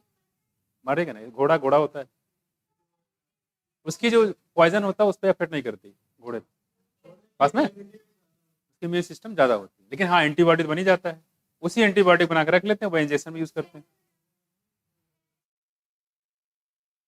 इधर, हाँ इधर देखो, समझ में आया, तो एंटीबॉडी बन गया, उसी एंटीबॉडी निकाल लेते हैं, ठीक है, और उसी को ड्राई। जैसे पेशेंट जो आते हैं हमारे, खासकर जो ककोरी, मलिहाबाद, गोसाईगंज, मोहनलालगंज, ये 4 एरिया हैं सांप वाले, कोई है तो नहीं इसमें से, आप हो कहाँ से हो, गोसाईगंज, हाँ पेशेंट बहुत आते हैं गोसाईगंज, ऐसा कुछ है क्या, हाँ जैसे आज है ना, आज मेरी ड्यूटी लगी हुई है, इधर बात नहीं करो यार, तो आज शाम का पेशेंट 3-4 पेशेंट तो आना ही आना है, रहते हैं, ठीक है, सांप सांप वगैरह, तो वहाँ पता नहीं कितना सांप क्यों निकलते हैं, ऊपर वाला जाने। खैर, मोहनलालगंज, गोसाईगंज, और इधर बताया हमने मलिहाबाद, और एक एरिया और है वहाँ आते हैं लोग, ठीक है काफ़ी, तो उनको सबसे लास्ट में दी जाती है। जैसे नॉर्मल आप जानते हो कि ज़्यादातर सांप जो होते हैं नॉन पॉइजनस होते हैं, जल्दी से कोई दिक्कत होती नहीं है, उनको ब्लड दे के दिखाया जाता है कि क्लॉट कर रहा है नहीं कर रहा है, क्लॉट कर गया तो ठीक है, नहीं क्लॉट किया इसका मतलब जहर जहरीला है ना, इसे निकाल के उसको इंतजार करवाया जाता है, ठीक है। तो ये चीज़ें होती हैं यहाँ पे। खैर यहाँ देखो, आप कह रहे हैं यहाँ पे, हाँ तो हमने बताया यहाँ पे कि जो जैसे टिटनेस, आप खेल रहे हो आपको लग गया, कील लग गया, तो जो इंजेक्शन दी गई एंटी सीरम मेडिसिन स्नेक के अगेंस्ट में, वो कैसी हो गई, बनी बनाई थी, बाहर से दी गई आपके बॉडी में इंजेक्शन तौर पे। और दूसरा क्या है, पीट दिए जाओगे अभी, बाहर कर देंगे। कितने सौ बाहर जाओ आराम से। देखो देखो अब कह रहे हैं यहाँ पे जो टिटनेस होता है, ठीक है, टिटनेस में आपको कील लग गया और आप आते हैं तुरंत जाके बोलते सर हमें टीटी लगा दो इंजेक्शन, तुरंत जाके लगवाते। कैसा है ये? पैसे। तो जो मेडिसिन बाहर से ली जाए वो कैसा होगा? पैसे होगा। कैसा होगा? जैसे माँ छोटे बच्चे को दूध पिलाती है, उसमें कौन सा एंटीबॉडी बताया था हमने? IgA। तो कैसा एग्जाम्पल है किस चीज का? एक्टिव की पैसिव? Passive example. बाहर से कोई भी मेडिसिन एंटीबॉडी किसी भी फॉर्म में ले जाए, मेडिसिन की फॉर्म से, मिल के फॉर्म किसी फॉर्म से ले जाए, वो किस कैसे एग्जाम्पल होगा? पैसिव का। नाम पे जाओगे तो गलत कर दोगे। पैसिव मतलब क्या होता है? पैसिव मतलब अनएक्टिव फेज में, ठीक है। तो जो पैसिव वाला होता है एक वो हो गया, एक हमारी बॉडी में खुद एंटीबॉडी बनती है, वो कैसी हुई? एक्टिव। ठीक है। कौन सा फास्ट बनेगा? जो हमारी बॉडी में है वो, जो बाहर से ले जाएगा वो है? जो बाहर से देंगे, अरे तो बनी बनाई, उठाया इंजेक्शन लगाया चला गया। लेकिन हमारी बॉडी में जो बनेगा वो स्लो होगा, धीरे धीरे बनेगा पास में। तो पैसिव इम्यूनिटी कैसी हो गई और एक्टिव इम्यूनिटी कैसी हो गई? उल्टा है कि नहीं? कंट्राडिक्शन है चीजें, तो गड़बड़ मत कर दें। जो हमारी बॉडी में बने वो कैसी होगी? एक्टिव। और कैसे काम करेगी? स्लो काम करेगी। और बाहर जो एंटीबॉडी लेती है, जो बना बनाई होती है, वो कैसी होगी? पैसिव। और कैसे काम करेगी? मैं कुछ तो नाम से जाओगे तो गड़बड़ कर सकते, तो गड़बड़ मत करना। आपके एग्जाम में जो टिटनेस का इंजेक्शन किसका एग्जाम्पल हुआ? एक्टिव की पैसिव? एंटी सीरम स्नेक कैसा हुआ? समझ में आ गया? तो एक्टिव पैसिव पहचान लोगे कि पूरे पैराग्राफ में वही सारी चीजें दी गई है। देख लेते हैं। कह रहे कि when a law host is exposed to antigen which may be in the form of living or dead microbe or other protein, antibodies are produced in the host body. This type immunity is called the active immunity. देखो यहाँ पे, ठीक है। जैसे सांप ने काटा तो एंटीबॉडी आपके बॉडी के अंदर भी बनता है, लेकिन वो सफिशिएंट नहीं रहता है। वैसे करें यहाँ पे कि हमारी बॉडी में जो बनता है, ठीक है, हमारी बॉडी में जो इम्यूनिटी बनती है उसको बोलते हैं एक्टिव इम्यूनिटी। ठीक है। दूसरी बात करें यहाँ पे, देखो अब कह रही कि एक्टिव इम्यूनिटी इज स्लो। क्या कह रहे हैं? देखो एक्टिव इम्यूनिटी कैसी होती है बताओ? स्लो होती है, ठीक है। And takes time to give it full effective response. और अपना टाइम दिखाने में इसको टाइम लगता है। जब तक टाइम दिखाए तो सांप अगर पॉइजनस होगा तो निपटा देगा, है ना। तो खैर होता भी है। To give full effectiveness response, injecting the microbe deliberately during immunisation. यहाँ दिया गया देखो, injection injecting the microbe deliberately, मतलब इसका मतलब होता है इंजेक्शन को डिलीवर होता है जानबूझ के। ये जानबूझ, जो आपको पोलियो को वैक्सीन होता है क्या होता है? वायरसी तो होता है, वो अपने आप दी जाती है कि जानबूझ के डाला जाता है? पोलियो वैक्सीन कैसे ले जाते हैं लोगों से? जानबूझ के पास में। तो वो क्या होता है, पोलियो को वैक्सीन जो होता है वो पता होता है, जानबूझ के लोग, पेरेंट्स लोग लगवाते हैं कि भाई पोलियो वैक्सीन लगा दो। वो है क्या? वायरस ही तो है, इनएक्टिव फॉर्म में है। पोलियो ड्रॉप पिलाई भी जाती है, वैक्सीन के फॉर्म में दी जाती है। ठीक, जैसे टिटनेस हो गया, वो भी कैसे दी जाती है?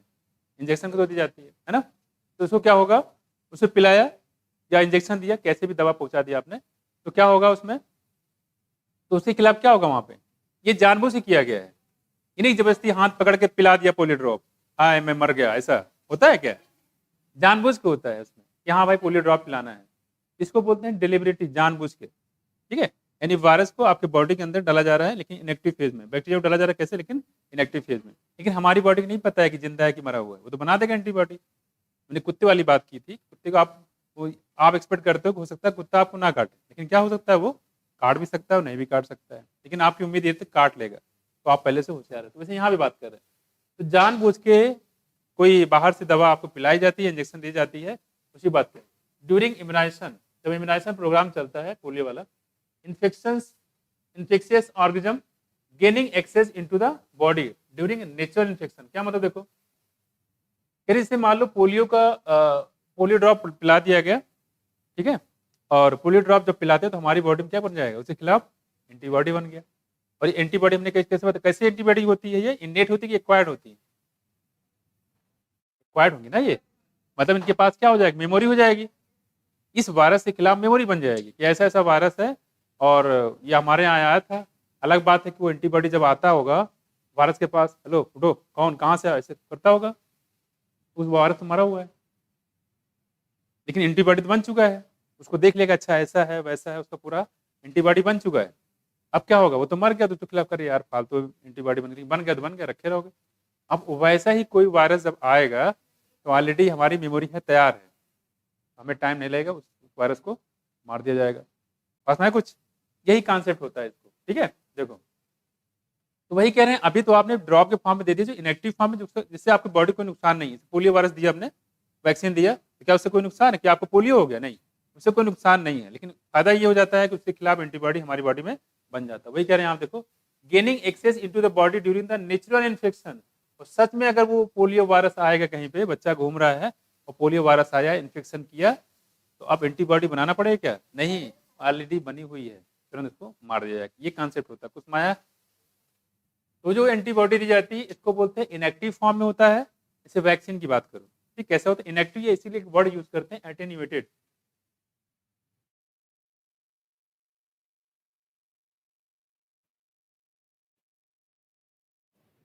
एटेन्यूएटेड होता है।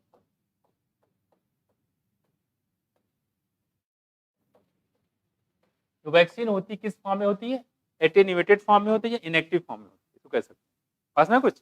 तो वायरस जो होता है, वैक्सीन होता है, वास्तव में क्या होता है, वो वायरस ही होता है, लेकिन कैसे, इनएक्टिव फॉर्म। कुछ में आया कुछ, ये कह रहे हैं यहाँ पे into the body during the natural infection, इनडिरेक्टिव। तो कह रहे हैं जब नेचुरल इन्फेक्शन सच में वो आता है, जैसे टिटनेस वाला बताया हमने, जैसे कोई आपको कील लगती है तो आप जाते हो डॉक्टर के पास, कहते सर आप मुझे टीटी का इंजेक्शन लगा दो टिटनेस का।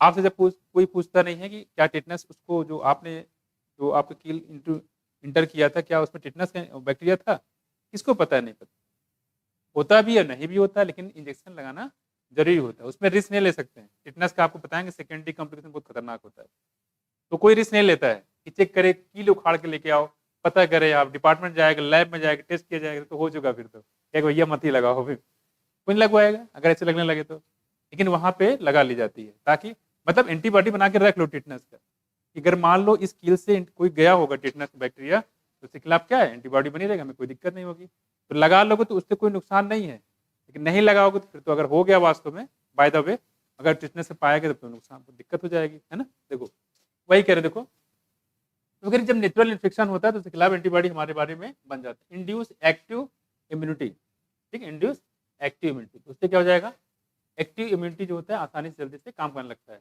व्हेन रेडीमेड एंटीबॉडीज, रेडीमेड समझ गए, एंटी सीरम स्नेक के अगेंस्ट, टिटनेस हो गया, are directly given to the protect the body against foreign agent, it is called the passive immunity. ठीक है, antibody are directly giving to protect the body against the foreign agent, it's called the passive immunity. यानी कि जो readymade दी जाती है, एक term use किया गया रेडीमेड, बनी बनाई, रेडीमेड। तो रेडीमेड अगर आप देखो तो उसको क्या बोलेंगे, पैसिव इम्यूनिटी। हमारी बॉडी में बने तो, बाहर से लिए जाए तो, समझ गए, ध्यान रखिएगा, इसको हम लोग बोलते हैं पैसिव इम्यूनिटी।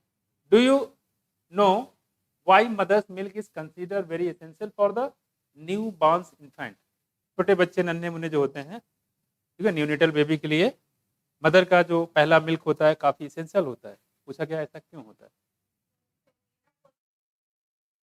तो वो जो, हाँ, जो मिल्क होती है वो कैसा इम्यूनिटी प्रोवाइड करती है, एक्टिव कि पैसिव, हाँ पैसिव।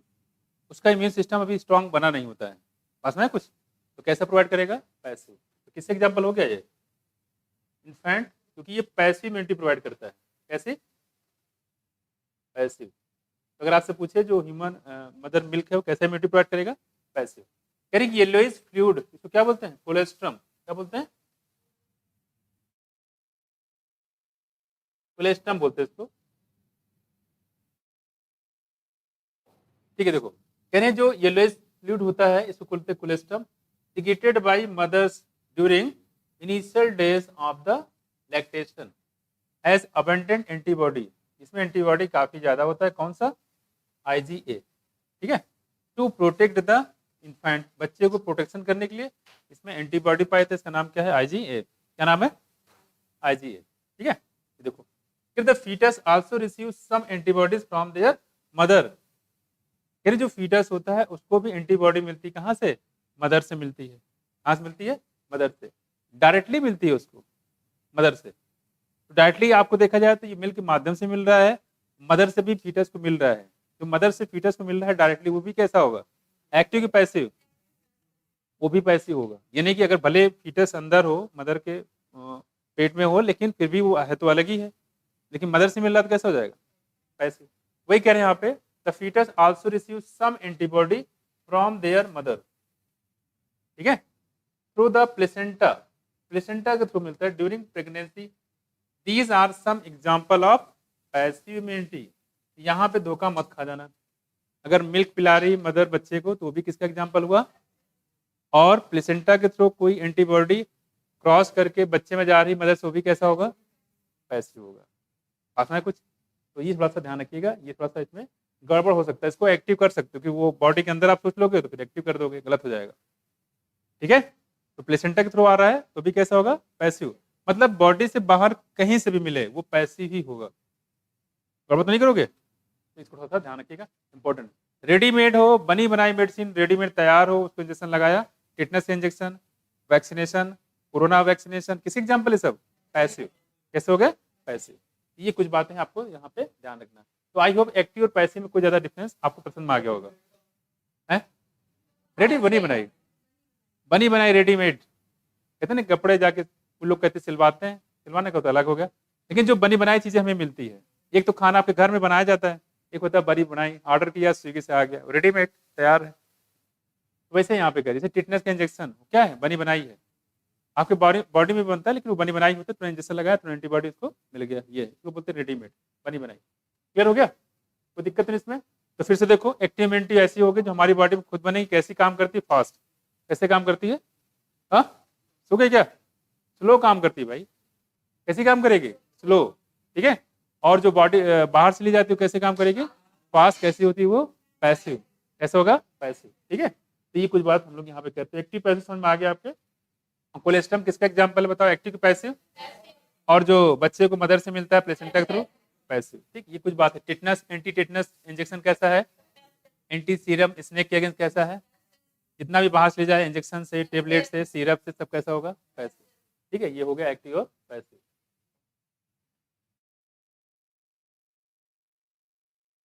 तो ये कुछ बात हम लोग कर रहे थे इम्यून सिस्टम की। अब हमारे पास कुछ बीमारियां हो, वैक्सीनेशन एंड इम्यूनाइजेशन।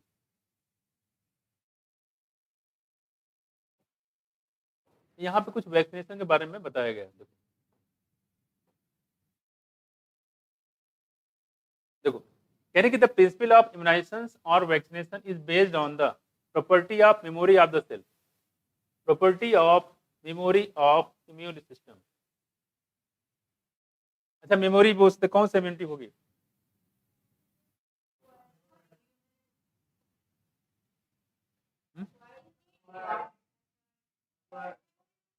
पहली चीज तो एक्वायर्ड होगी, है ना, मेमोरी बोस कैसी है, एक्वायर्ड होगी।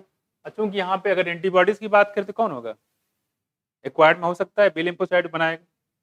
अब डिपेंड करता है कहाँ के उस पर बेस है, सेल में टिश्यू के अंदर बन रहा है कि ब्लड के अंदर है ना। देखो तो कह रहे हैं memory of the immune system, तो इम्यून सिस्टम की मेमोरी बेस होता है, प्रिंसिपल ऑफ इम्यूनाइजेशन। तो जो मैंने बताया ना अभी, वैक्सीन का कॉन्सेप्ट क्या है, मेमोरी। हमने क्या बताया, जैसे बताया कि जैसे मैंने पोलियो ड्रॉप पिलाया बच्चे को, तो जैसे ड्रॉप पिलाओगे उसके अंदर तुरंत उसके खिलाफ, पोलियो वायरस के खिलाफ क्या बन जाएगा, एंटीबॉडी, हमारी बॉडी तुरंत बना लेगी। बस में जैसे मान लो कोई शेर हो और किसी ने मार के रख दिया हो किसी जगह चौराहे पे, और आप जाओ क्या कर जाओगे, डर जाओगे ना, पहली बार देखोगे। चेक करने जाए कोई क्या, तो चेक करते पता नहीं मरा जिंदा होगा, जाए कोई, कोई नहीं जाएगा। लेकिन हाँ आप डर तो जाओगे ही, बाहर कुछ ना कुछ हथियार जोड़ोगे, कुछ ना कुछ सामान डंडे लेके चलो, काट लेगा तो, खा जाएगा तो, होता नहीं होता। लेकिन क्या होता है आप तो रेडी हो गए, बाद में वहां देख चले गए, बंदूक बंदूक लेके आए सब, पूरा पिस्टल बंदूक लेके, तैयार हो, तलवार वार लेके, और जब वहां पे गए, अरे यार ये तो मरा हुआ है, लेकिन आप तो रेडी हो गए ना। सेम चीज यहाँ पे है, जब भी पोलियो ड्रॉप पिलाएंगे तुरंत उसके खिलाफ एंटीबॉडी बन जाएगी। लेकिन उस पोलियो वैक्सीन से बच्चे को कोई दिक्कत नहीं है, क्योंकि वो कैसा था, इनएक्टिव फॉर्म में। अब जब रियल में कोई वास्तव में कोई पोलियो वायरस आएगा, तो इसने क्या कर रखा है, मेमोरी बना लिया पहले से, तो तुम्हारा समझ में आया, अच्छा ऐसा वायरस था, आया था हमारे यहाँ लेकिन कुछ कर नहीं पाया था, अब ये भाई साहब आए हैं, निपटा दो इनको, यही होता है। तो कहने मतलब ये हो गया, ये मेमोरी बेस्ड काम करता है, उसी बात कर रहे हैं।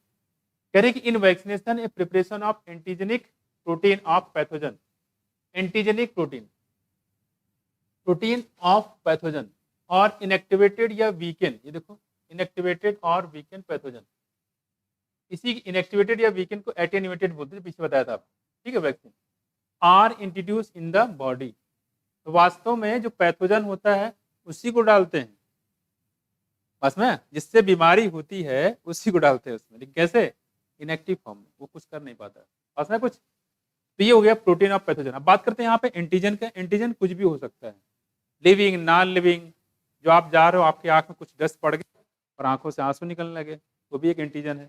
तो एंटीजन कुछ भी हो सकता है, living non living, protein, carbohydrate, कुछ भी हो सकता है, बस में देखो। तो कह रहे हैं कि प्रोटीन हो गया inactivated weakened pathogen, vaccine are introduce into the body, इसको बॉडी के अंदर डाल दिया जाता है। तो वास्तव में एंटीजन ही डाला जाता है, और एंटीजन जो होता है वही बीमारी काज करता है, लेकिन वो एंटीजन कैसे होता है, इनएक्टिव फॉर्म में, तो कुछ कर नहीं पाएगा हमारा पास में कुछ। जैसे मान लो आप कोई भी ले लो आप, जैसे बिच्छू हो गया, बिच्छू को लेकिन काफी लोग डर जाएंगे यहाँ पे, लेकिन क्या करो, बिच्छू को पीछे वाला टंग काट दो, उसका उसकी जो डंक होती क्या करो, उसको काट दो, खेलो बिच्छू के साथ, घूमी घूमी, चोर सिपाही खेलो, बिच्छू को वहाँ छिपा दो, तुम यहाँ छिप जाओ, लो आज 22-22 खेलते हैं, खेलो। उसके सांप होता है, उसके दांत तोड़ दो, खेलो सांप के साथ, चलो सांप हम लोग खेलते हैं, सांप कड़ी खेलते हैं नहीं सांप के साथ सांप कड़ी से खोलो, खेलो उसके साथ, कुछ होगा, कुछ नहीं कर पाएगा। तो मेन मेरा कहने मतलब यहाँ है कि जो उसके मेन पार्ट है उसको खत्म कर दिया आपने, इनएक्टिव फॉर्म में कर दिया, तब से कोई नुकसान नहीं है। Antibodies produce in the body against these antigen would neutralise the pathogenic agent during actual infection. ये जो एंटीबॉडी बनाया गया है इसके खिलाफ, अब जब एक्चुअल इन्फेक्शन होगा तो उसको क्या कर देगा, न्यूट्रलाइज हो गया, बस में कुछ देखो। फिर the vaccine also generate memory, जो वैक्सीन होता है ये क्या बनाएगा, मेमोरी बनाती है, मेमोरी बेस होती है, बी एन टी सेल, ठीक है, वो क्या बना देगी, मेमोरी सेल बना देगी, बी एन टी सेल से बताया था। That recognise the pathogen quickly, तुरंत उसको पहचान लेगी, क्योंकि हाल ही के तो है, उसी को वैक्सीन दिया गया पोलियो वायरस के फॉर्म में, तो पहचान लेगा अच्छा ये ऐसा आया था, लेकिन कुछ कर नहीं पाया था, हाँ लेकिन हमें डर लग गया था, डर गए थे शुरू में, यार ये तो है तो हमें नुकसान पहुंचा देगा, लेकिन अलग बात जब उसके पास गए तो मरा हुआ, तो हम लोग खैर बच गए, अच्छा अभी वही आया है निपटा दो, ये हो जाएगा। मेमोरी है उसकी, सब्सिक्वेंट एक्सपोजर, और तुरंत कुछ ना कुछ उसको एक्सपोजर वो पहले से हो चुका है, and overwhelm the invader with a massive production of antibodies. Massive मतलब बहुत ज्यादा अमाउंट में एंटीबॉडी उसके खिलाफ ऑलरेडी बन चुकी है। अब वो कोई मान लो कोई दुश्मन अटैक करने आए 8-10 लोग, कहीं पे मान लो सोचते हैं जो चोरी करने चलते हैं, 8-10 लोग गए और उसके बारे में पहले से खबर हो जहाँ चोरी करने जा रहे हैं, ये लोग 8-10 लोग थे, वहाँ पहले 1000 लोग इकट्ठे थे, इंतजार कर रहे थे कि आने दो चोरी करने के लिए। जैसे लोग भाई साहब पहुंचे, 1000 लोग पूरा घेरा घेरा बना लिए, अब क्या होगा, 10 लोग इधर 1000 लोग उधर, क्या होगा उसका, तो क्या हो करेंगे लोग, है ना, गाँव में लोग क्या करते हैं, देखो passive production of antibody, massive मतलब बहुत ज्यादा बल्क में, पास में कुछ। इन्वेडर, इन्वेडर मतलब ऐसे होता है किसी चीज को एक मारना होता है, बहुत बुरी तरीके से मारना होता है, बहुत बुरी तरीके से मारते हैं उसको बोलते हैं इन्वेडर, पास में देखो यहाँ पे। ओवरवेल मतलब होता है किसी कंडीशन से निकलना, उससे किसी परिस्थिति से निकलना, उसको बोलते हैं ओवरवेल। अब क्या होगा, तो बहुत ज्यादा अमाउंट में एंटीबॉडीज हैं, जैसे कोई वायरस या बैक्टीरिया आएगा तुरंत क्या करेंगे, इनको वो मार देंगे, तुरंत ऑन द स्पॉट मार देंगे, बिल्कुल सोचने समझने के टाइम नहीं लेंगे, क्योंकि कोई बैक्टीरिया आता है अंदर तो आता पहले देखता है आप पीछे दाएं पे, अच्छा यहाँ यहाँ छू सकते हैं, यहाँ यहाँ छू सकते हैं, यहाँ खाने को ये, यहाँ पे ये, तब तक सोचता रहे, तब तक आया निपटा दिया उसको, खत्म।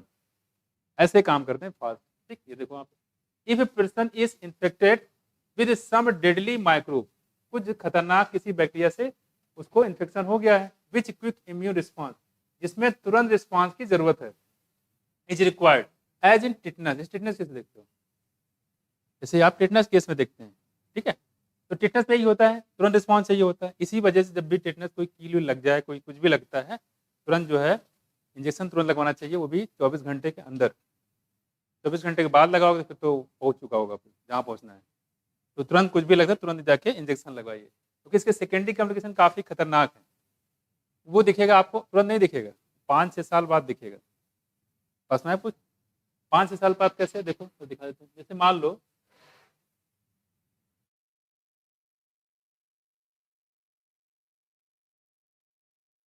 Who is this? हाँ? देखो यहाँ पे ये तो मुस्कुरा रहा है, कबड्डी खेलने गया यहाँ पे, ठीक है। फुटबॉल देखो, ये है फुटबॉल, खेल रहा है, मजा आ रहा है इसको खूब। और जैसे गया यहाँ पे तुरंत इसके पैर में चुभ गया कील, ठीक है। इसका नाम था डब्लू, नाम देते हैं ना डब्लू, डब्लू। और ये घर में नहीं बताया, कील चुभ गया, घर में इसलिए नहीं बताया कि घर से क्लास बंक करके भाग गया था ये कबड्डी खेलने और फुटबॉल खेलने, नहीं। अब घर में बताया तो डबल कूटा जाएगा, ये तो पहली कुटाई जो स्कूल नहीं गया, एक दूसरी कुटाई जो कील लगवा के चला आया, नहीं। इस वजह से ये नहीं, जैसे कल ही एक पेशेंट आया था, लड़का था, उसकी ये यहाँ से फट गए, तो भी फुटबॉल खेल रहे थे, कील घुस गया था यहाँ पे, वो घर में बता ही नहीं रहा है। मैं घर में बता दो, तो कह रहे वही कह रहा था पैसे तो लाया नहीं, मैंने कहा पहले पता कर लो, घर में बता दो उसमें, वहाँ से मंगवा लो, पैसा हम छोड़ते नहीं किसी का। तो उसके बाद जो है हाँ जाहिर सी बात है, क्यों छोड़ना भाई, देखो। तो ठीक है, वो घर में कोई था ना, उसकी अपनी बहन को फोन करा बार बार, और बहन को भरोसा नहीं है, उसको लग रहा था झूठ बोल रहा है। फिर भी आधे घंटे तक पूरी इंक्वायरी की उसने, इधर कोई पोस्टमार्टम में नहीं करते हैं, इंक्वायरी की कि डॉक्टर साहब सच में लगा है उसको, तो फिर पूरा वीडियो रिकॉर्ड किया, पूरा उसकी ड्रेसिंग का इंजेक्शन, तब जाके उसने भेजा, तब जाके वो चीजें आई। खैर, तो वैसे वो बहुत डर रहा था, घर में जाएंगे तो और कूटे जाएंगे, इंजेक्शन वो लग गया। हम क्लास गए थे और वहां से आज बंक मार के हम लोग खेलने लगे फुटबॉल, ये लग गया। वही जो होता है, दीवार फांद के कूदते हैं और उसमें कील लगा तो घुस गया, इसको लग गया, इसने बताया नहीं, और बताया नहीं कुछ, थोड़ा सा ऐसे एंटीबॉडी होता है, ठीक हो ही जाता है, जख्म हल्का फुल्का होता है। और इसमें टिटनेस का था बैक्टीरिया। अब क्या होगा, 5 साल गुजर गए इस चीज को, इसने बताया नहीं, डर के मारे। अब क्या होगा इसके साथ, जरा देखना ध्यान से, ये जो डब्लू है, अब इसकी हालत खराब होना शुरू कर देगा। यह है, देखो मैं इसको ऐसे दिखा रहा हूँ, इसका जो ये बैकबोन वाला पोर्शन दिख रहा है, ये आप इसे मान लो, ये पूरा इसका चेहरा सामने तरफ है, चेहरा ऐसे है, ठीक है। और ये इसका पेट हो गया, समझ लो ऐसे ऐसे सामने है, ठीक है। मान लो ऐसे, ये ऐसे झुकना को हम ऐसे बना रहे हैं, ठीक है, ऐसे झुक जाए तो ऐसे हो जाएगा। अगर हम ऐसे झुकते हैं तो इसका मतलब ये ऐसे हो रहा है, ऐसे नहीं होता इसमें, इसमें यूं होता है, देखना ध्यान से, ये पीछे जा रहा है, ये पूरा ये ऐसे हो गया,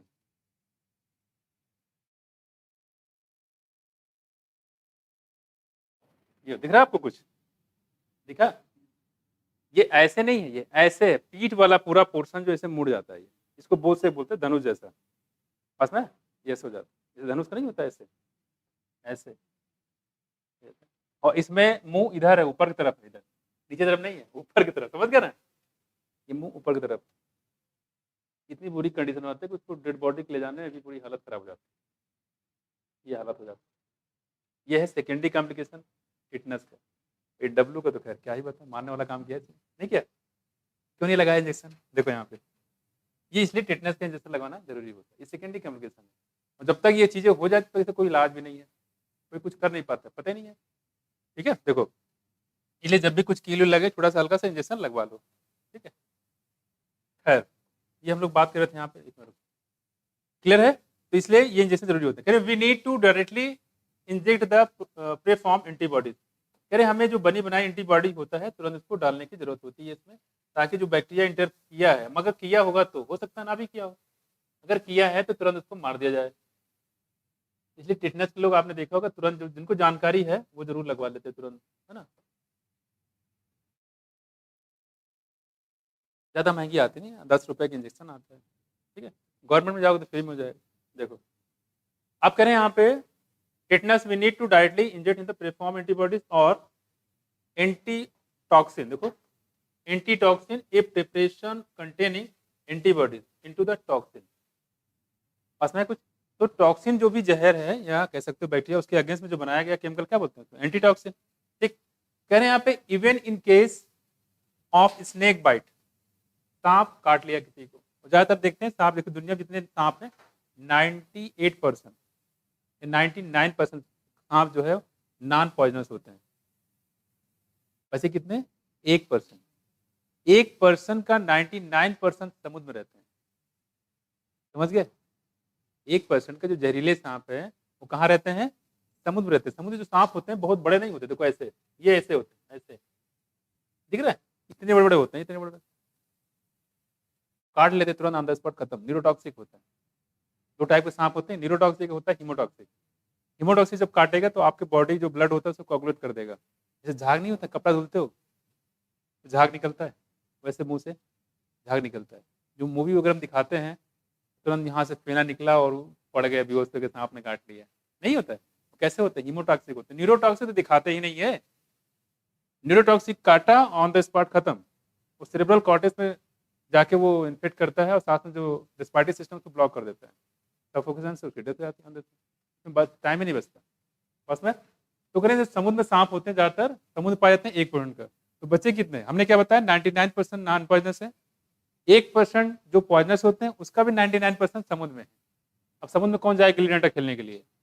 नहीं है। तो कहने मतलब ये हो गया, तो कहने मतलब पॉइजनस सांप बहुत ही कम है। ज़्यादातर जो डेथ होती है वो, देखिए हमारे यहाँ लोग बताते हैं, हमने देखा था इतना बड़ा था, जिसको काटा वो नहीं कुछ है, उसके आसपास जो लोग होते इतना बड़ा था, काला काला था, यूं काट के बैठा हुआ था और काफी देर लग गया उसको मारने में। और दूसरे से पूछ, काटा नहीं, हमने देखा नहीं था, भाग गया था। मतलब जितने लोग आएंगे उतने तरीके बताएंगे, वो एक्सप्लेन करेंगे। ठीक है, तो ये सारी चीजें होती है। कभी सांप वाला आता है कि देखो उसमें मतलब अलग से कॉमेडी होती है। खैर देखो, तो स्नेक बाइट, सांप ने काट लिया, अब वो क्या होता है कह रहे, और लोग परेशान, सर इंजेक्शन लगवा दीजिए, इंजेक्शन लगवा दीजिए, हमें बहुत परेशान है। तो लगाते रहते हैं उसको, टिटनेस तो लगा ही देते हैं, उसके बाद डाइक्लो को लगवा के लगाते रहते हैं जब तक कि ना करने लगे।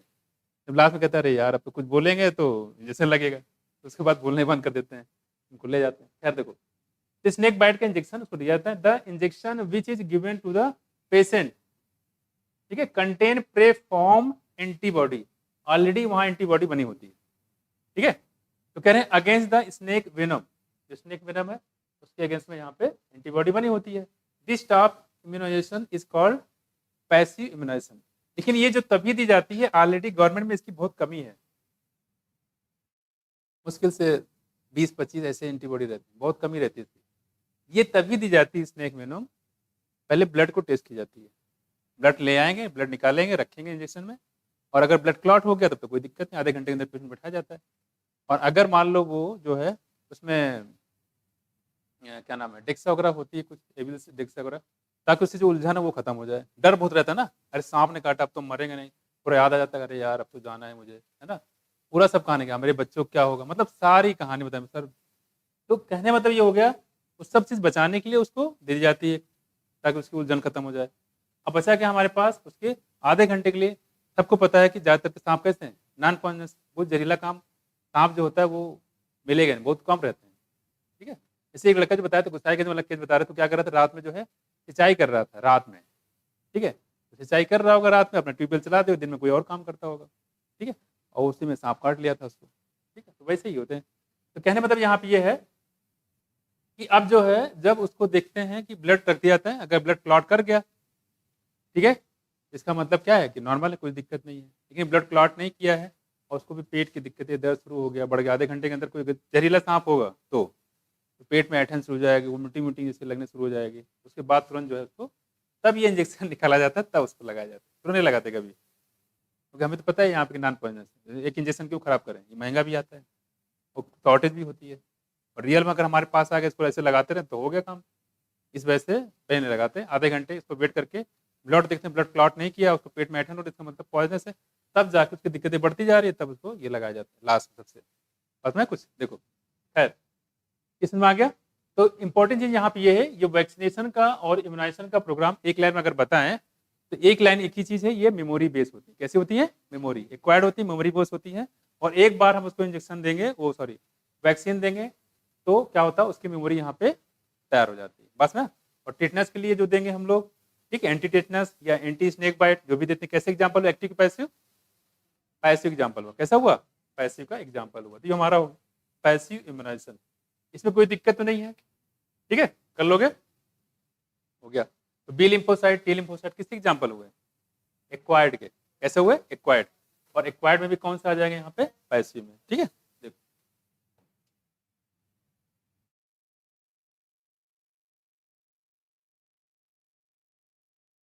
अब देखो यहाँ पे एक थोड़ा सा यहाँ पे पॉइंट है, वो काफी इंपॉर्टेंट है। क्या लिखा देखो, recombinant DNA technology has allow the production of antigenic polypeptide of pathogen. जहाँ देखो क्या, रिकॉम्बिनेंट डीएनए टेक्नोलॉजी। आगे चल के पढ़ेंगे हम लोग, जब बायोटेक्नोलॉजी पढ़ेंगे तो वहां पे डीएनए के बारे में काफी डिटेल में हम लोग बात करेंगे। देखो, रिकॉम्बिनेंट डीएनए टेक्नोलॉजी का यूज करके हमने बहुत सारी वैक्सीन बनाई है, इसका यूज किया भी जाता है ना। As allowed the production of antigenic, वो बायोरिएक्टर लेते हैं, याद है बायोरिएक्टर लेते हैं। सबसे कॉमन टाइप का बायोरिएक्टर कौन सा होता है जिसमें मेडिसिन बनाई जाती है, पता है किसी को? एग्जाम नहीं दिया तुम लोगों ने क्या? हाँ, स्टायरिंग टाइप या स्पार्स टाइप, कौन सा टाइप होता है? आपने पेपर नहीं दिया? स्टायरिंग टाइप या स्पार्स टाइप। बायोरिएक्टर दो टाइप के होते हैं, एक स्टायरिंग होता है, दूसरा स्पार्स होता है।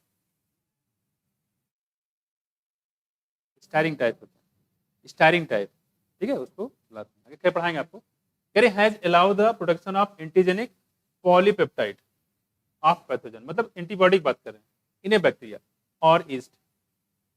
तो जो बैक्टीरिया या ईस्ट होता है उसकी जो एंटीबॉडी होता है उसको हम रिकॉम्बिनेंट डीएनए टेक्नोलॉजी, जिसे इंजेक्शन बनते हैं, मेडिसिन बनते हैं, कैसे बनाए जाते हैं? रिकॉम्बिनेंट डीएनए टेक्नोलॉजी का यूज करके बनाया जाता है, ठीक। बैक्टीरिया या yeast vaccines produce using this approach allow large scale of production and hence greater eligibility for immunisation. फिर जो मेडिसिन बनाई जाती है काफी लार्ज स्केल पे बनाई जाती है, क्योंकि एक लोग तो वैक्सीनेशन देना नहीं है, सबको देना है, पूरी कंट्री को। एग्जाम्पल, ये इंपॉर्टेंट लाइन है, hepatitis B vaccine produce from yeast. Hepatitis B जो वैक्सीन है इसको कहाँ से निकाला गया है? ईस्ट से। ये थोड़ा सा इंपॉर्टेंट है।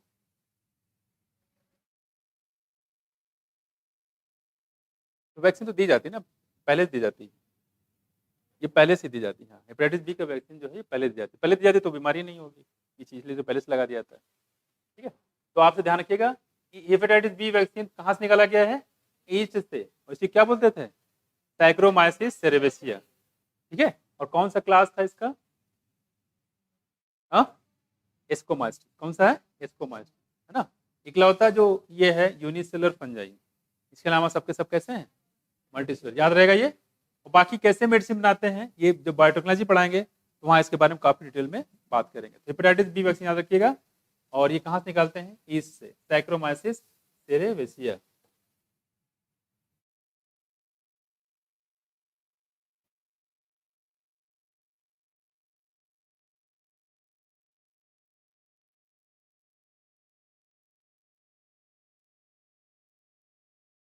एक ही पेज है ना ये, देखो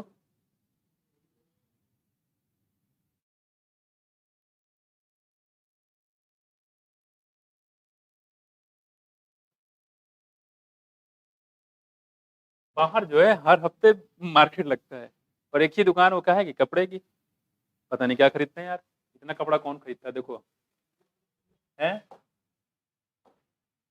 कपड़े कपड़े कपड़े, देखो। और हमेशा भीड़ वैसे ही रहती है। You when you have gone to a, अब देखो अगला हमारे पास है एलर्जी। देखो कौन सा, ये तो टॉपिक है ना, अलग तो नहीं है, ठीक है। तो हमने क्या बताया, जो रिकॉम्बिनेंट डीएनए टेक्नोलॉजी से हम वैक्सीन बनाते हैं, ठीक है। और इसको ज्यादातर जो बताया गया हेपेटाइटिस बी के लिए कौन सा वैक्सीन बताया हमने, कहाँ से निकालते हैं हेपेटाइटिस बी वाला? ईस्ट से बनाते हैं, ठीक। देखो आगे, फिर when you have gone to a new place and suddenly you started sneezing. कभी भी आप नए प्लेस पे जाते हैं तो वहां पे आपको छींक आनी शुरू हो जाती है, या आप कहीं जा रहे हो बाहर किसी सिटी में, खासकर कानपुर, कानपुर वाले सुन रहे होंगे, ठीक है, कानपुर और आगरा, ठीक है। सुबह सुबह वो झाड़ू लगा रहा होता है ऐसे ऐसे करके, और धूल से कौन है? आप हो? कहाँ से? हैं? आगरा? चलो ठीक, हो सकता है पहली बार गए, पहला एक्सपीरियंस मुझे वही मिला हो, है ना।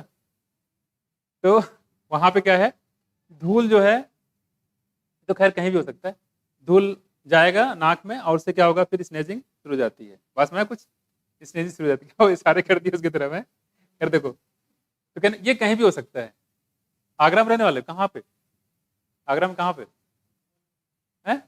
भगवान नगर, भगवान नगर, ठीक है। देखो कर देखो, तो यहाँ पे क्या होगा, आपको इस, या ऐसे भी हो सकता है आप घर में रहे हो, मतलब घर में क्या होता है, मम्मी झाड़ू लगा रही हैं, जाले साफ कर रही हैं, ठीक है, और पुताई उताई खासकर जिस समय हो रही हो, तो उससे क्या होता है, आपको जुकाम उखाम शुरू हो जाता है, स्नीजिंग शुरू हो जाएगी, खांसी शुरू हो जाती है ना।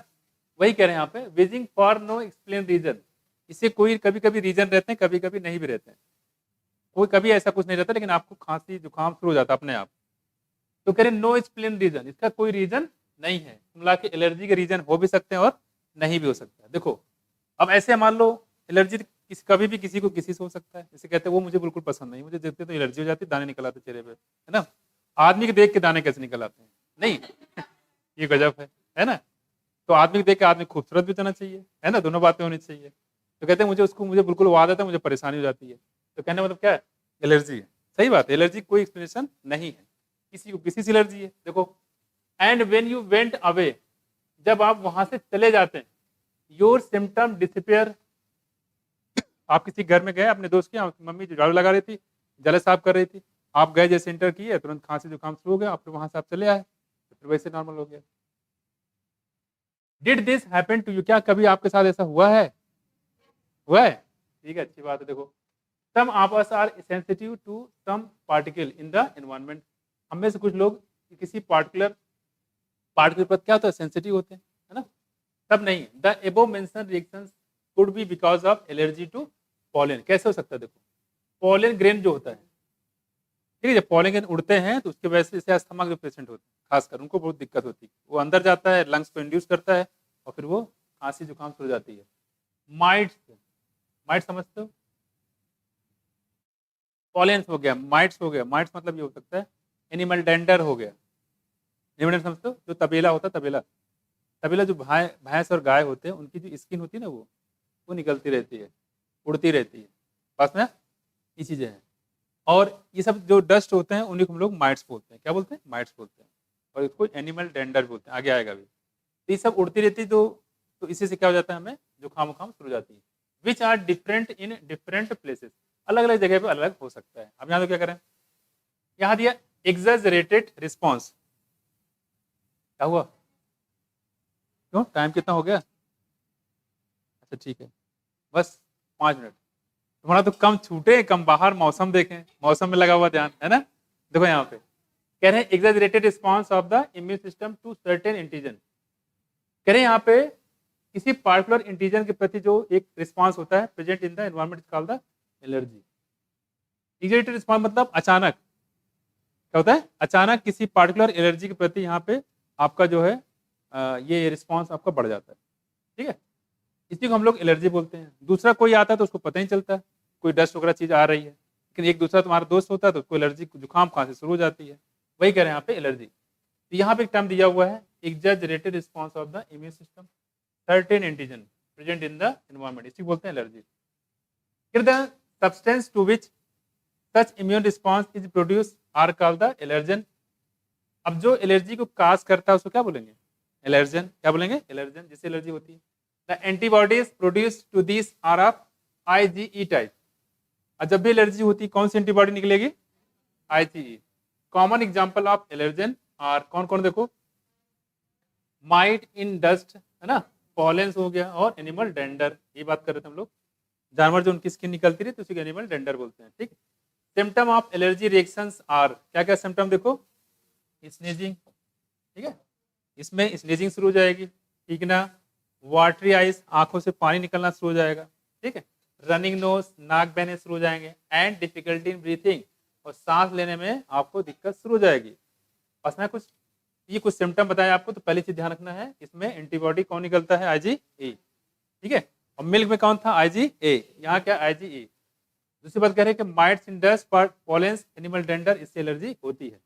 और क्या क्या सिम्टम होते हैं देखो, स्नीजिंग, दूसरा वाटरी आइज, तीसरा रनिंग नोज, ये सिम्टम आता है, और डिफिकल्टी इन ब्रीथिंग, ठीक है, सांस लेने में दिक्कत होती है, ठीक है, क्लियर हुआ?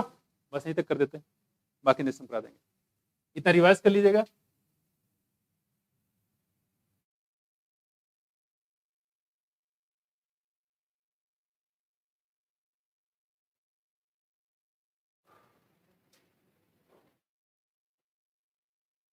और जिनको करना है क्लास, अभी लिविंग वर्ड चल रहा है, ठीक है, उसको कर सकते हैं, लास्ट बैच है ये, है? अभी शाम को है ना, 3:30 पे।